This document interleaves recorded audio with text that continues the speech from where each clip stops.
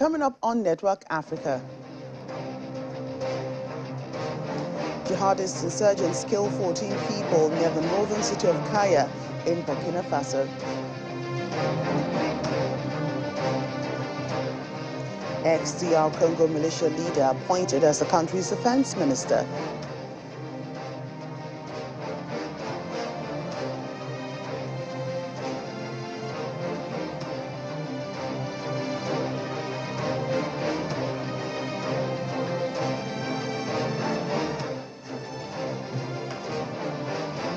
African migrants stuck in Tunisia say racism persists even after crackdown.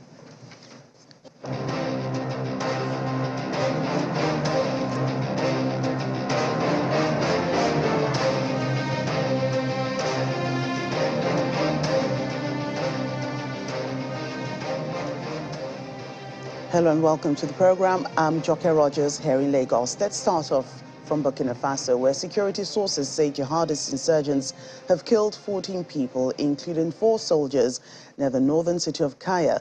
The attack coincided with a visit by interim leader Captain Ibrahim Traore. It targeted a unit of soldiers and defense volunteers tasked with protecting repairs to water supply facilities in the town of Zorokum. The withdrawal of French forces from Burkina Faso and Mali and their replacement by mercenaries from Russia's Wagner Group has done little to turn the tide of jihadi violence in the region.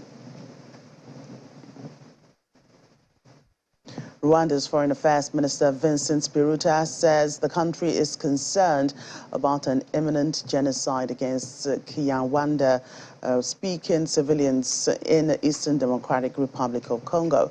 Addressing the National Consultative Forum of Political Organizations yesterday, Mr. Biruta blamed the international community for failing to act on escalating violence in Eastern DR Congo, despite several reports and evidence highlighting facts of possible genocide. This comes as DR Congo continues to accuse Rwanda of supporting M23 rebels in the decade-long conflict in the East DR Congo. Rwanda has repeatedly denied this claim. Kigali also accuses DR Congo of backing the Democratic Forces for the Liberation of Rwanda, which includes alleged perpetrators of Rwanda's 1994 genocide.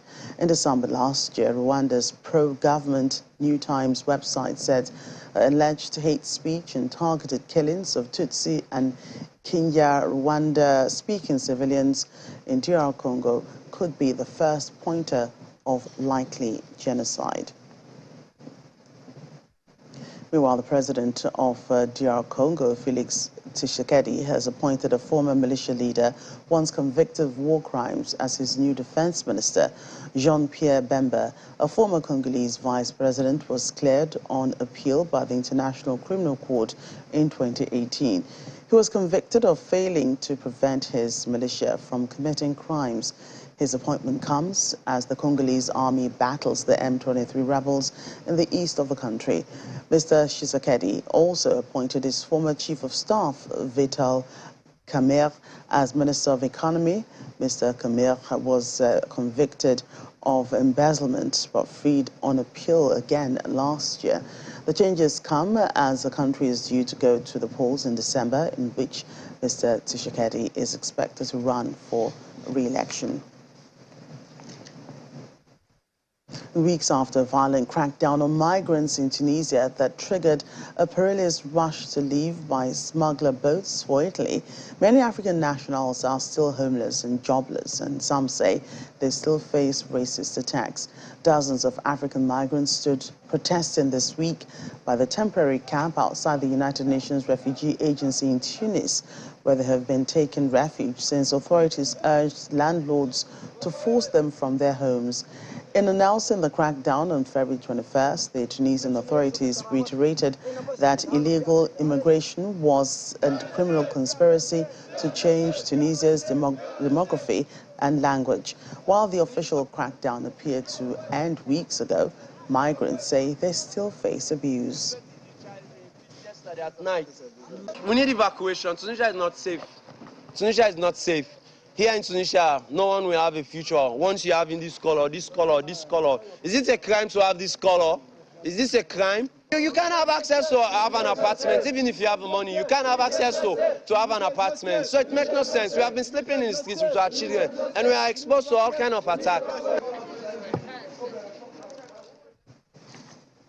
Meanwhile, almost 300 Ivorians have been repatriated from Tunisia, where migrants say they no longer feel safe. Ivory Coast's envoy in Tunis says 287 people, including 21 toddlers, were flown back to Abidjan on a chartered flight from Ethiopian Airlines. With the latest departures, a total of 1,053 Ivorians have been repatriated from Tunisia since chartered flights began in early March. Tunisia, a North African country of 12 million people, hosts an estimated 21,000 migrants from other parts of Africa, representing 0.2% of the population. Just under 3,000 Ivorians have registered with the embassy to go back home. Still in Tunisia, but on the economy this time, U.S. Secretary of State Antony Blinken has warned that Tunisia urgently needs to reach a deal with the IMF, adding that there are dire EU warnings about the country's future. Tunisia has been struggling under mounting debt and rising prices worsened by Russia's invasion of Ukraine. It reached an agreement in principle in mid-October for a nearly $2 billion package from the International Monetary Fund. The international lender has sought reforms in Tunisia. More recently, has voiced alarm over a wave of racist attacks after remarks by President Kais Saied against illegal migrants from sub-Saharan Africa. European Union Foreign Policy Chief Josep Borrell warned that Tunisia risks collapse economically or socially that could trigger a new flow of migrants to Europe, an assessment rejected by the country. Elsewhere now, South African opposition minority party, the Economic Freedom Fighters, is open to welcoming Russian President Vladimir Putin to Pretoria, despite an arrest warrant issued by the International Criminal Court against him. EFF leader Julius Malema said this about the Russian president, who is scheduled to travel to South Africa for the BRICS. That's the BRICS summit in August. He added that no one was going to arrest Mr. Putin while in South Africa, a country where Russia played a huge role to support the struggle for freedom. The ICC, which South Africa is a signatory to, has accused Mr. Putin of war crimes, which include the kidnapping of Ukrainian children in Russia's ongoing invasion of Ukraine. South Africa has closed diplomatic relations with Moscow in spite of Western condemnations last month. Its navy held joint exercises with Russian forces off the coast of South Africa. It has also abstained during the UN votes condemning Russia's invasion of Ukraine. Let's get more of this as we speak to our South Africa Bureau Chief, Betty de Beer, who joins us online from Johannesburg in South Africa. Hello, Betty. Hello, Jeffrey. Good to see you. Good to see you. So give us a background to all of this. What led to this statement by Mr. Malema, who is a leader of one of the opposition parties, promising to protect Vladimir Putin? Well, he often has these press briefings where he talks about the probably a topical issue in the country, state of the nation. In this particular case, he was talking post the national shutdown that his party led on Monday. And he was talking about how successful it was that Monday. So he talked about other national issues, and then this issue of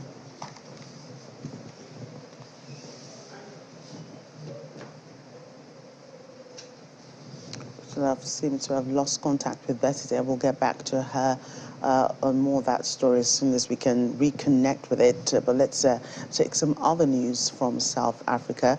And the ruling party, the African National Congress, has voted against a motion for an inquiry into alleged widespread corruption at the state power firm Eskom. The state utility firm has been at the center of rampant corruption accusations, allegedly involving top ANC officials amid an energy crisis in the country.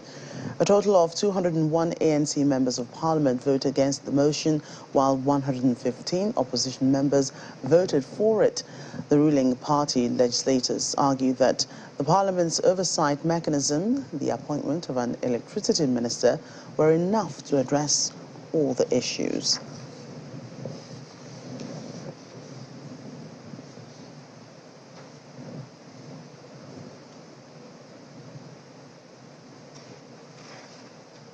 In other stories, Mozambican President Filipe Nyusi has ordered a probe into reports of abuse by the police units deployed to disperse peaceful protests in the capital Maputo on Saturday. He ordered the Interior Ministry to investigate the reasons that led to the police to engage in physical confrontations with the youths. Local media reported that authorities used tear gas, rubber bullets, and dog units to repress marches in the tribute to the late rapper Asgaya in Mampula, Beira, Zai and Maputo cities over the weekend. Civil society organizations which denounced the brutal repression by the police said dozens of protesters sustained severe injuries and more than 100 people were arrested countrywide. A report of an investigation into the November plane crash in Tanzania says pilots failed to heed warnings from an automatic alarm system. 19 people were killed in the November 6th crash in Lake Victoria as the plane attempted to land in the lakeside town of Bukoba. An initial report from the Transport Ministry painted a damning picture of the emergency services preparedness to deal with the disaster, prompting anger over the response. The report also noted that the weather condition was bad amid poor visibility, which may have contributed to the failure to react to terrain warnings during the final approach. There had been 43 people on board and 24 survived. The 2 pilots were among the dead. The IMF is working with the authorities in several African countries to provide help stabilizing their economies and financial situations. That's according to a spokesperson, Julie Kozako, who spoke with reporters in Washington, D.C. Ghana is seeking money from the fund while struggling with its worst economic crisis in a generation. Ghana secured a staff-level agreement with the IMF in December for a $3 billion loan, but approval is contingent on its restructuring its debt of 575.7 billion cedis, and the fund is now waiting on assurances that reforms will be put in place. Closely with the Ghanaian authorities while they seek these assurances. And we're calling on bilateral creditors to support Ghana's effort to restore debt sustainability, form an official creditor committee, and deliver the necessary financing assurances as soon as possible. The IMF program aims to support Ghana's efforts to restore macroeconomic stability, debt sustainability, while also protecting the vulnerable, preserving financial stability, and laying the foundation for strong and inclusive growth. The IMF welcomes the strong progress toward restoring lasting peace and stability through the cessation of hostilities agreement. Implementation has progressed well, including the restoration of humanitarian assistance and basic services in Tigray. IMF staff have ongoing discussions with the authorities on the reform plans and how we can support their efforts to address humanitarian and economic challenges. We have received a request for financial assistance, and we are conducting the technical work to prepare for a potential program discussion. Zambia is making promising progress on delivering on its commitments under the IMF-supported program. This includes significantly reducing the fiscal deficit and increasing social spending in 2022, together with steps to strengthen public financial management and governance. But Zambia also needs a significant reduction in its debt burden from its external creditors to contemplate these reforms and preserve the recent growth momentum. Sorry, I should say to complement these reforms. Welcome back to the program as we head back to South Africa to speak with our South Africa Bureau Chief, Betty DPL, who joins us online from Johannesburg to talk more on the opposition parties vowing to protect Russian President Vladimir Putin when he comes to the country for the BRIC nations summit there. Betty, welcome back. You were, giving us a background to all of this and what led to Mr. Malema, who's the leader of one of the opposition parties, promising to protect the Russian president when he does come in for that summit. Yes, thank you so much. My apologies, I'm on the schedule for load shedding, so things are going up and down here.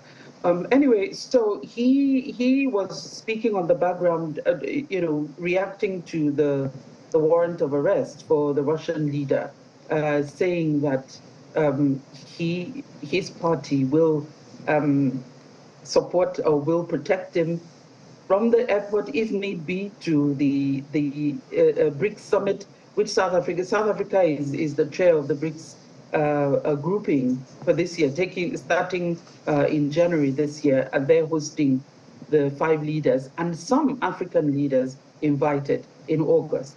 So we know the stance of the economic freedom fighters. Not all of the opposition parties support his stance.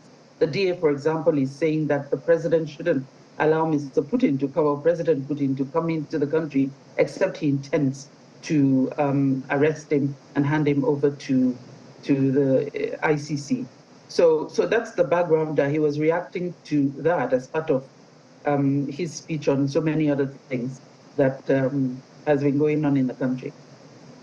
We do know that South Africa is a signatory to the ICC, and of course it has also abstained from, voting at the UN when sanctions were up, for Russia. So, I mean, South Africa, is in on the ICC, but so why is it Julius Malema in particular who has been making this statement?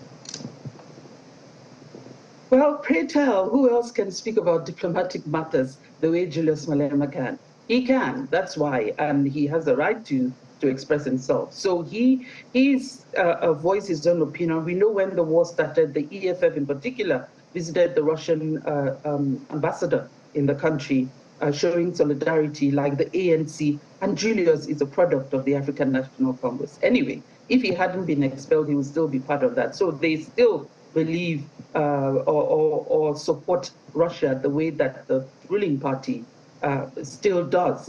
But again, he's reacted, but what the Minister for International Relations and Cooperation has been asked that question by the state broadcaster, and she more or less echoed, well, not exactly the way he did, but she said, look, she's not saying that the ICC is wrong to issue that warrant, and they've signed up to the Rome Statute.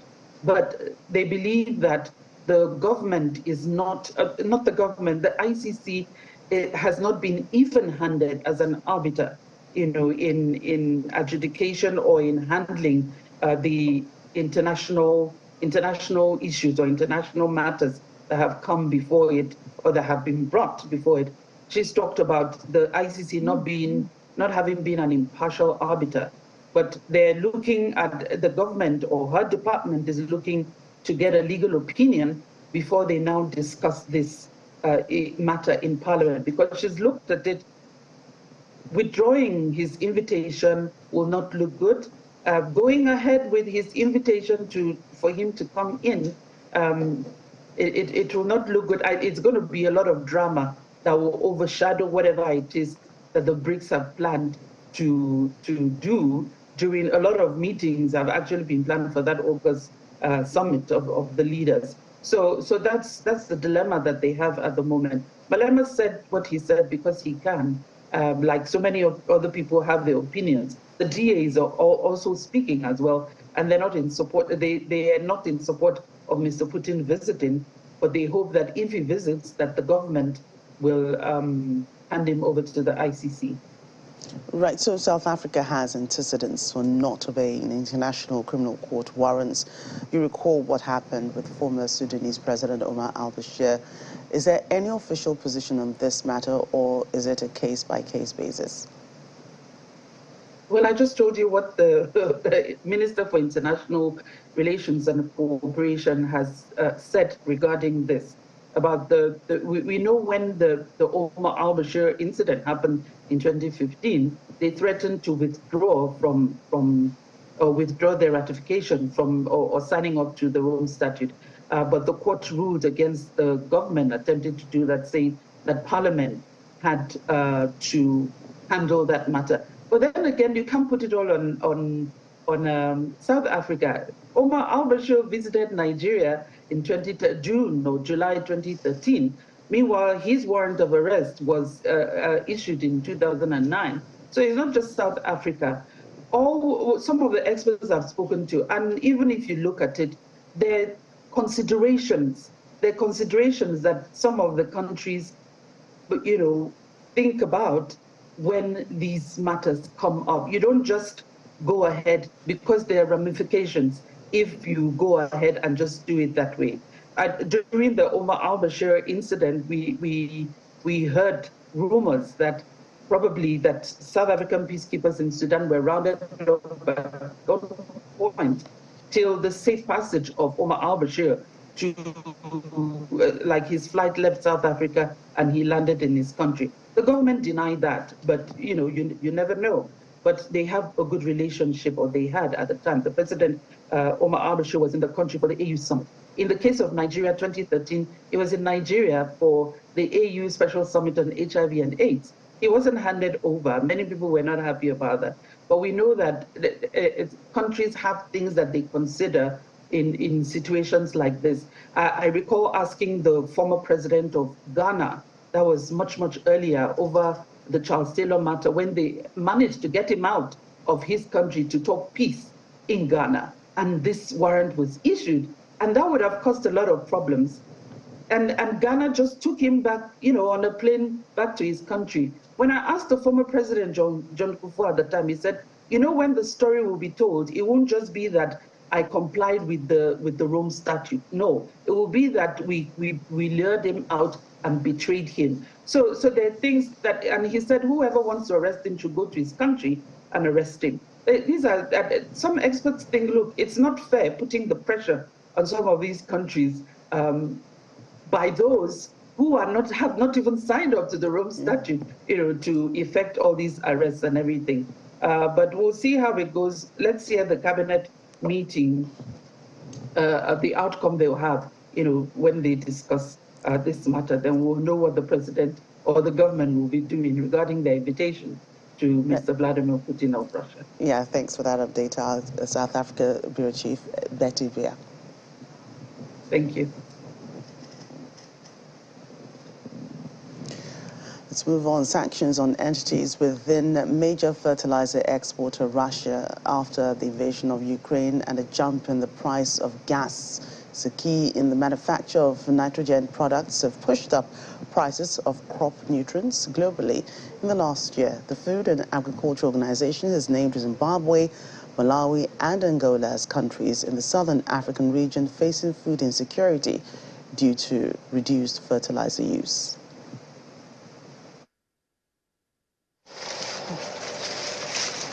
Helplessly walking through her failed maize fields after waiting for months for free fertilizer from government, Malawian farmer Hawa Thiri is left with no harvest.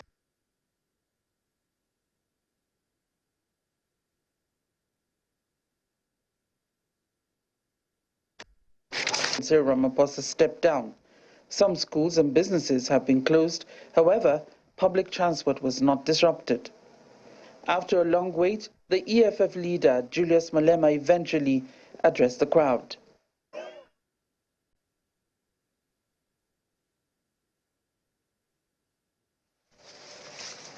Helplessly walking through her failed maize fields after waiting for months for free fertilizer from government, Malawian farmer Hawa Thiri is left with no harvest.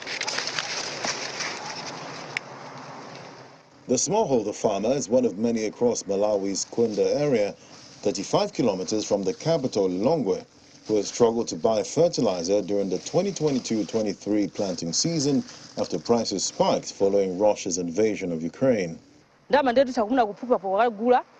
As villagers, we do not have anything that will bring us money except for farming only. My plea to the government is to speed up the process of selling the subsidized fertilizer in good time, mainly for those of us that depend on farming. According to Agriculture Minister Sam Kawale, in Malawi, maize output is seen falling 4% this year after the government's affordable inputs program struggled to keep up with price increases. Fertilizer prices in Malawi have more than doubled in the past year, with a 50-kilogram bag retailing at 75,000 kwacha, putting pressure on the government's 109 billion kwacha budget for the input support program. Malawi was one of the first African countries to receive the donated fertilizer through the World Food Program, part of 260,000 tons of the Russian firm's fertilizer stock in several European ports. This is going to help the 400,000 farmers who would have been left out of the program because of the devaluation and the increase in fertilizer prices. So we are extremely grateful for Eurochem's donation. We believe that it is very high time for the Western countries to unblock Russian food and fertilizers impounded in some port of Western countries, so we could continue delivering agricultural products to Africa and to other parts of the world. It's very important.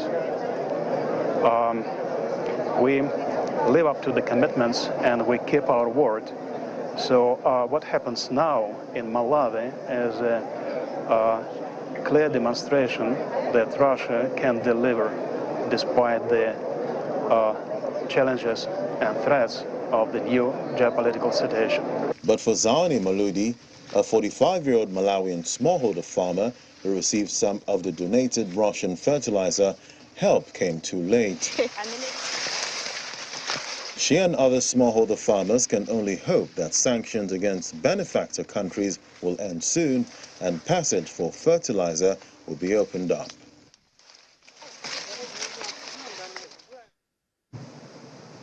That's the program today. Thank you for watching. I'm Joker Rogers. Bye for now.